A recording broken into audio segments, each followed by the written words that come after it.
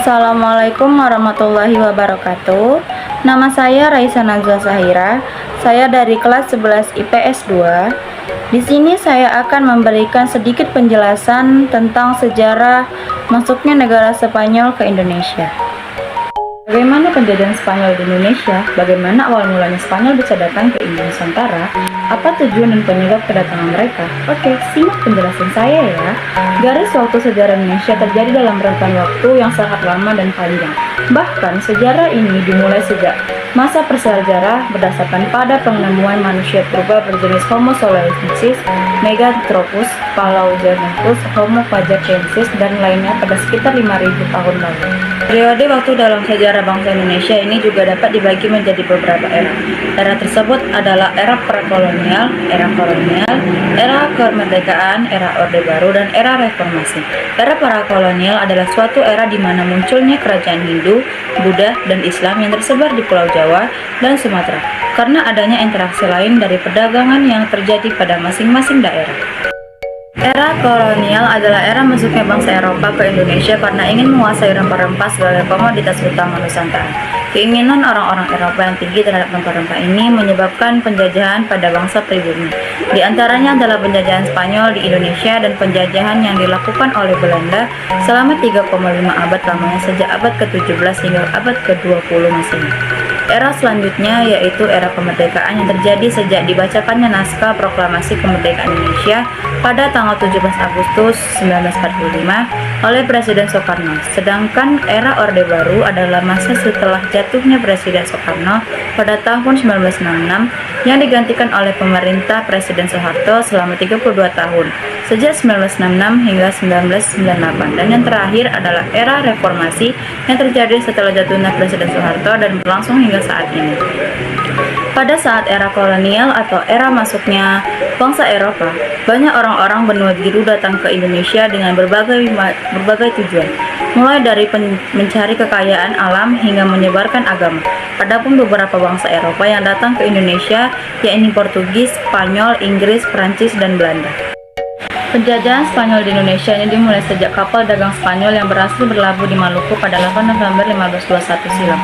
Bangsa Spanyol berhasil masuk ke Nusantara setelah berlayar melalui Filipina, melewati Kalimantan Utara dan tiba di Tidore. Saat sampai di Tidore, bangsa Spanyol diterima dengan baik oleh masyarakatnya.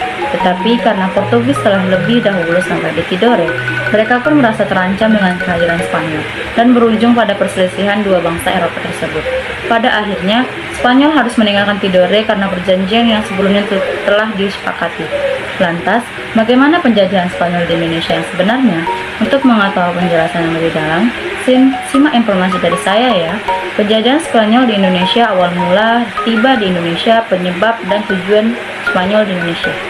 Spanyol merupakan salah satu negara Eropa yang pernah datang ke Indonesia untuk melakukan penjajahan, menguasai rempah-rempah, dan menduduki wilayah Nusantara. Ekspedisi yang dilakukan oleh kerajaan Spanyol ini didukung oleh pemerintahannya untuk menemukan sumber rempah-rempah baru. Ekspedisi tersebut guna menyaingi Portugis yang juga memiliki ambisi untuk menemukan daerah penghasil rempah-rempah yang baru. Sehingga tak heran jika tujuan dari kedatangan bangsa Spanyol ini pun hampir sama dengan bangsa Portugis. Maka, untuk mendukung ambisi tersebut, Spanyol pun melakukan beberapa ekspedisi pelayaran untuk mencapai Indonesia. Pelayaran tersebut pun dilakukan oleh dua penjelajah berbeda, yakni Christopher Columbus dan Ferdinand Magellan. Pelayaran yang dipimpin Christopher Columbus. Christopher Columbus adalah seorang nahkoda handal yang dikenal juga sebagai pedagang dan penjelajah lautan. Ketika Eropa sedang mencari jalan menuju Asia Timur, dia percaya bahwa berlayar ke arah barat dan melintasi Samudra Atlantik adalah jalan tercepat menemukan Asia. Rencana ekspedisi ini sempat akan gagal karena terkendala biaya. Namun, Columbus berhasil meyakinkan Ratu Isabella untuk mendanai pelayarannya. Pelayaran ini sebenarnya beresiko sangat tinggi. Para awak kapal pun merasa ingin membatalkannya. Tetapi Columbus tetap merasa yakin dengan rencananya dan melanjutkan ekspedisi pada 3 Agustus 1492 dengan 3 kapal yang berisi 120 pelaut. Perjalanan ini pertama kali berlabuh di Kepulauan Canary yang berada di lepas pantai Afrika. Mereka pun melanjutkan perjalanan dari Pulau Canary pada 6 September dengan berlayar ke arah barat. Akhirnya, Columbus menemukan sebuah daratan baru yang mereka anggap sebagai India. Ternyata, daerah tersebut adalah Kepulauan Salvador yang berada di benua Amerika. Columbus sendiri melakukan 4 kali perjalanan dalam ekspedisinya mencari daratan baru. Pada perjalanan pertama mereka berhasil menemukan San Salvador dan menjelajahi wilayah sekitarnya. Pada perjalanan kedua, dia berlabuh di Hispania, sepanjang selatan kota Kuba yang kepulauan dia dinamai sebagai Pulau Dominika. Pada perjalanan ketiga, dia memperluas daerah jajahannya ke selatan Amerika, khususnya Trinidad dan Venezuela. Dan untuk perjalanan keempatnya, Columbus berlayar hingga ke Honduras, Panama atau Amerika Tengah, Meksiko, dan Santiago atau Jamaika. Pelayaran yang dipimpin Ferdinand Magellan atau Magalhães adalah seorang yang telah cukup lama bekerja di pemerintahan Spanyol yang juga merupakan keturunan Portugis. Sama halnya seperti Columbus, Magalhães juga memiliki ambisi untuk mencari daerah penghasil rempah-rempah yang baru. Pada akhirnya, Magalhães pun berangkat dari Spanyol untuk melakukan ekspedisi di tanggal 10 Agustus 1519. Dia pergi bersama 165 awak kapal yang terbagi dalam 5 kapal berbeda. Dalam ekspedisinya ini, Magalhães dibantu oleh Kapten Juan Sebastian del Cano sebagai kapten dari kapal yang ditumpanginya itu.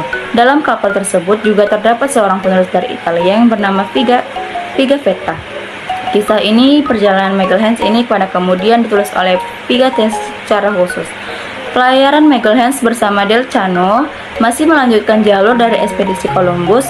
Mereka melakukan Samudra Atlantik kemudian menuju ke arah barat hingga pantai timur Amerika Selatan. Setelah itu, mereka juga melanjutkan perjalanan ke ujung benua Amerika dan melewati suatu selat yang mereka namai sebagai Selat Magalhães. Pada 1521, Magalhães melalui Samudra Pasifik dan sampai di sebuah pulau bernama Kepulauan Massawa. Pulau ini pun kemudian berganti nama menjadi Filipina, yang diambil dari nama Raja Spanyol pada waktu itu, Raja Philips ketiga. Di daerah ini, Magalhães juga membuat tugu peringatan sebagai tanda jika Filipina merupakan salah satu wilayah dari Spanyol. Selain itu, Magalhães juga menyebarkan agama di setiap daerah yang disinggahi. Namun ternyata penyebaran agama ini menemukan berbagai perlawanan di sebagian wilayahnya. Salah satu perlawanan atas penyebaran agama tersebut dilakukan oleh orang-orang Matan yang mengakibatkan tewasnya Magalhães di Filipina. Akhirnya orang-orang Spanyol yang tersisa pun harus meninggalkan Filipina untuk kembali berlayar ke daerah selatan dengan 2 kapal yang tersisa, yakni kapal Victoria dan kapal Trinidad. Mereka berlabuh di Maluku setelah melewati Kalimantan Utara. Di Maluku ini mereka akhirnya berhasil menemukan rempah-rempah. Spanyol tiba di Indonesia setelah Magalhães terbunuh saat di Filipina. Ekspedisi mencari rempah-rempah pun dilanjutkan oleh Kapten Juan Sebastian del Cano atau lebih dikenal dengan Kapten del Cano. Perjalanan ini pun disebut sebagai ekspedisi Magalhães del Cano yang berasal dari 2 nama orang yang berbeda. Del Cano melanjutkan perjalanan ke arah selatan melewati Kalimantan Utara dan berujung menemukan wilayah Tidore atau Maluku. Penjelajahan Spanyol di Indonesia dimulai setelah mereka berhasil sampai di Tidore atau Maluku. Selain itu, mereka juga singgah di sekitar wilayah Bacan dan Jailolo. Kedatangan bangsa Eropa ini pun disambut dengan baik oleh masyarakat Maluku hingga menjadikan mereka sebagai sekutu. Sebab saat itu masyarakat Maluku juga tengah melakukan perlawanan terhadap penjajahan yang dilakukan oleh Portugis di tanah Indonesia. Keberhasilan Spanyol sampai di Maluku yang merupakan daerah penghasil rempah-rempah pun seperti impian yang menjadi kenyataan bagi bangsanya sendiri. Selain disambut baik, mereka juga akhirnya bisa melakukan transaksi perdagangan dengan orang-orang Tidore. Namun ternyata kedatangan bangsa Spanyol di Maluku ini menimbulkan pertentangan dan ancaman baru bagi Portugis. Pasalnya, Portugis menganggap Spanyol dapat melanggar hak monopoli yang dilakukan oleh Portugis di Maluku. Persaingan dagang untuk mendapatkan rempah-rempah antara Spanyol dan Portugis ini pun terus berlanjut. Mereka turut bersaing dengan memanfaatkan permusuhan yang terjadi pada kerajaan-kerajaan lokal, yaitu Tidore dan Ternate. Alhasil, permusuhan antara kerajaan Ternate dan kerajaan Tidore pun semakin memanas karena ditunggangi oleh kepentingan Spanyol dan Portugis di dalamnya. Saat itu, bahkan Spanyol yang dibantu oleh Tidore sampai ikut berperang melawan Portugis yang turut dibantu oleh Ternate. Karena perperangan tersebut tak terelakkan, Portugis dan Ternate pun keluar sebagai pemenangnya. Namun, kekalahan perang tidak menjadi alasan Spanyol untuk menyerahkan Maluku begitu saja. Perselisihan antara keduanya juga berlanjut untuk mendominasi perdagangan rempah di tanah air. Untuk melanjutkan konflik antara dua bangsa Eropa dan dua kerajaan lokal ini, akhirnya dilakukan sebuah kesepakatan perjanjian yang bernama Perjanjian Saragossa. Perjanjian tersebut dilakukan pada 22 April 1529, beberapa waktu setelah peperangan selesai. Dari perjanjian tersebut, akhirnya Spanyol harus angkat kaki dari Maluku dan Portugis dapat kembali memonopoli perdagangan di daerah tersebut. Adapun isi dari perjanjian Saragossa tersebut adalah Spanyol harus meninggalkan wilayah Maluku dan kembali melakukan perdagangan di wilayah Filipina. Portugis dapat tetap melakukan kegiatan perdagangannya di sekitar wilayah Kepulauan Maluku. Setelah perjanjian Saragossa ini disepakati, Spanyol pun kembali ke negaranya dengan melalui Jalan Barat hingga ke Tanjung Harapan sebelum sampai di negaranya sendiri. Spanyol berekspedisi yang dilakukan bangsa Spanyol ini pun dianggap sebagai sebuah perjalanan yang penting bagi sejarah manusia dan ilmu pengetahuan. Sebab dari ekspedisi ini diketahui jika di dunia itu bulat, terbukti dari Delcano yang berlayar dari barat dan dapat kembali ke barat. Tujuan dari kedatangan Spanyol di Indonesia, penjajahan Spanyol di Indonesia pertama kali dimulai pada 8 November 1521 ketika Spanyol berhasil menginjakkan kakinya di tanah Tidore. Dipimpin oleh Kapten Delcano, kedatangan dari Spanyol ini pun memiliki tujuan yang tersendiri. Mereka berkeinginan untuk mewujudkan semangat mimpi 3G, yaitu God, Glory, dan Gospel. God adalah semangat yang dimiliki bangsa Spanyol untuk mencari emas atau kekayaan. Mereka juga mewujudkan mimpi ini dengan melakukan perdagangan rempah-rempah yang merupakan komoditas utama dan memiliki harga yang tinggi. Glory adalah semangat guna mengharumkan nama kekuasaan dan kejayaan dari daerah jajahannya. Oleh karena itu, mereka juga berkeinginan untuk menguasai dan menduduki wilayah yang pernah disinggahi.